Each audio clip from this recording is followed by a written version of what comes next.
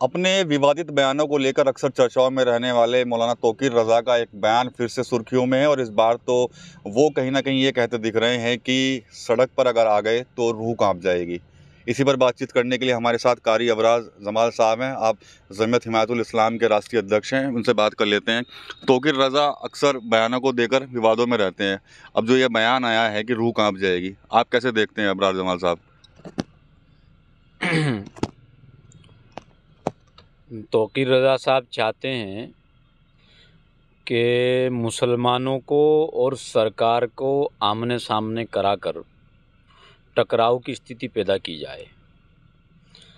आज तक यही होता आया है कि मुसलमानों को सरकार से लड़ाया जा रहा है, सरकार का दुश्मन बनाया जा रहा है और सरकार को मुसलमान की दुश्मन बनाया जा रहा है।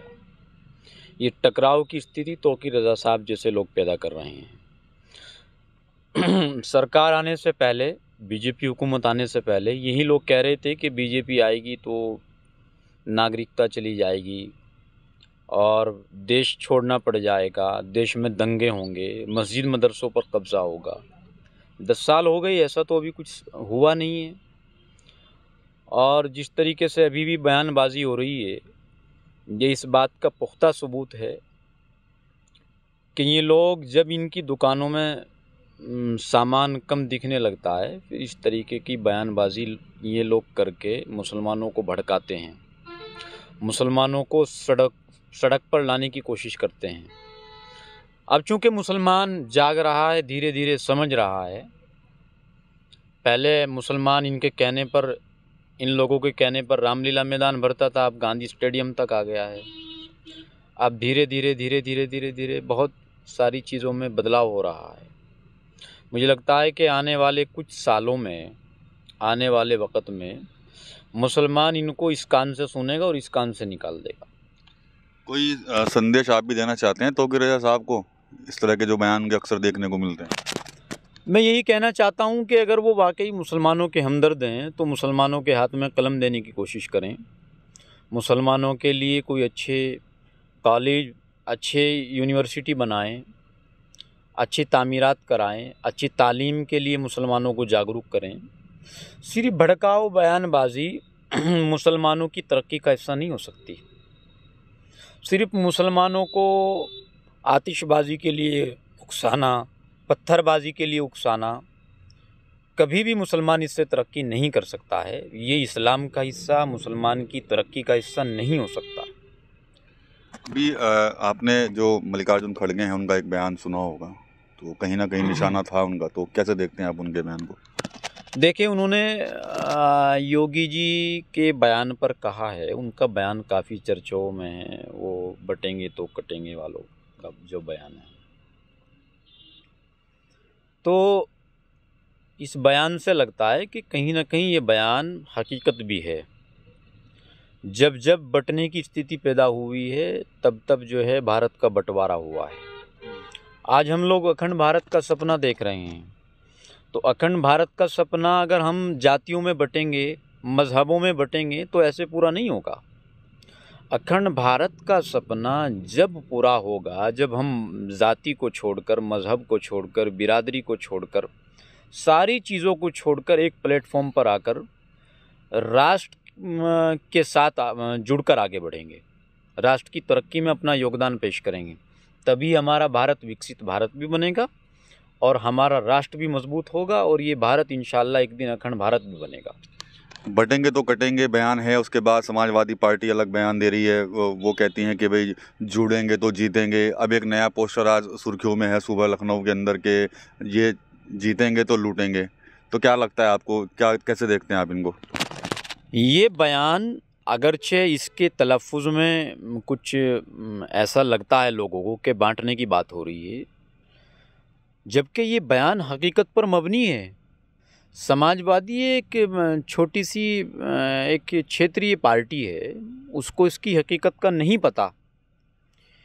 ये बयान 100% पर हकीकत पर मबनी है और ये खाली बयान नहीं है, ये एक तहरीक है जिसके लिए भारत के जो राष्ट्रवादी संगठन हैं बराबर काम कर रहे हैं। जो लोग अखंड भारत का सपना देख रहे हैं, भारत को विकसित भारत बनाने का सपना देख रहे हैं, वो इस मुहिम के लिए, इस तहरीक के लिए काम भी कर रहे हैं। जिस तरह मोदी जी ने कहा है, एक रहेंगे तो सेफ रहेंगे, इसमें जाहिर सी बात है, बंद मुट्ठी तो लाख की, खुल गई तो खाक की। सब लोगों को एकजुट होकर के राष्ट्र की तरक्की में अपना योगदान पेश करना चाहिए। यही योगी जी के नारे से साफ संदेश मिलता है। आप जेपीसी की बैठक में शामिल हुए जो वक्फ को लेकर चल रही है, तो क्या कुछ चर्चाएं हो रही हैं? वैसे तो जेपीसी की पॉलिसी है ये, चूँकि बाहर सारी चीज़ों को चर्चा नहीं कर सकते, लेकिन हमने बहुत सारे ऐसे सुझाव दिए हैं जो वाकई मुसलमानों की तरक्की में एक बड़ा योगदान पेश कर सकते हैं। हमने कहा है कि वक्फ की खाली प्रॉपर्टी को भूमाफियाओं से, अपराधियों से छुड़ा करके उस ज़मीन पर गोदाम, शोरूम, फैक्ट्री बनाई जाए ताकि मुस्लिम नौजवानों को रोज़गार मिल सके। मुस्लिम बच्चों की शादी कराने में जो 20-20 साल से उम्र ज़्यादा बैठी घरों में जवान, उनके वालिदैन उनकी शादियां करने से कासिर हैं, उनको उनकी शादी का इंतज़ाम हो सके। अभी तक वक्फ ने दिया क्या है मुसलमानों को? वक्फ का जो इस वक्त का ढांचा है वो मुसलमानों के खुद किसी काम का नहीं है। यह अलग बात है कि भूमाफिया अपराधी कब्जा करके बैठे हैं। खुद मौलाना अरशद मदनी के बेटे यहाँ सहारनपुर में बहुत बड़ी तादाद में वक्फ की ज़मीन पर कब्जा करके बैठे हैं। 322, 323, 324, 327 ये वक्फ नंबर है। और मौलाना नाजिर हसन साहब की प्रॉपर्टी है जो वक्फ की है जामा मस्जिद के आसपास। इस पर मौलाना अरशद मदनी, मौलाना महमूद, मौलाना हबीबुल्लाह मदनी का कब्ज़ा है। उन पर 3-3 FIR दर्ज हुई है। जब खुद इसको जो मुस्लिम लीडर हैं उन लोगों ने सिर्फ अपने तक महदूद रखा और अपने पर्सनल काम को इसको इस्तेमाल किया वक्फ की प्रॉपर्टी को, तो मुझे लगता है कि आने वाले वक्त में भी इससे मुसलमानों को कोई फ़ायदा नहीं हो सकता अगर इसमें संशोधन नहीं हुआ तो। अभी उपचुनाव चल रहे हैं उत्तर प्रदेश के अंदर। अभी 2 दिन पहले ही चंद्रशेखर भी गए आज़म परिवार से मिलने के लिए, अखिलेश यादव भी गए उनकी पत्नी से मिलने के लिए आज़म खान की। तो क्या लगता है आपको कि क्या वजह हो सकती है पीछे? जाहिर है आज़म साहब अच्छे नेता हैं, बड़े नेता हैं, तो उनको लुभाने की कोशिश कर रहे हैं सब लोग। अभी तक तो वो एक पार्टी के वफादार बन के रहे, उसकी सज़ा उनको मिल रही है। अब उस पाले में आ गए तो आने वाले वक्त में उनको क्या सज़ा मिलेगी आने वाला वक्त बताएगा। लेकिन जो है मुसलमानों को अपना सियासी रहनुमा, अपनी क़यादत अलग चुननी चाहिए।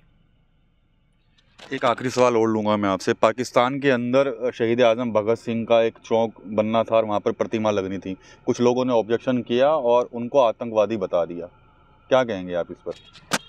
भगत सिंह शहीद जैसे लोग इस देश में अगर आज भी पाकिस्तान में हों तो पाकिस्तान में की मस्जिदों में, पाकिस्तान के मज़ारों में, पाकिस्तान की मंदिरों में बम ब्लास्ट होने से बच जाएं।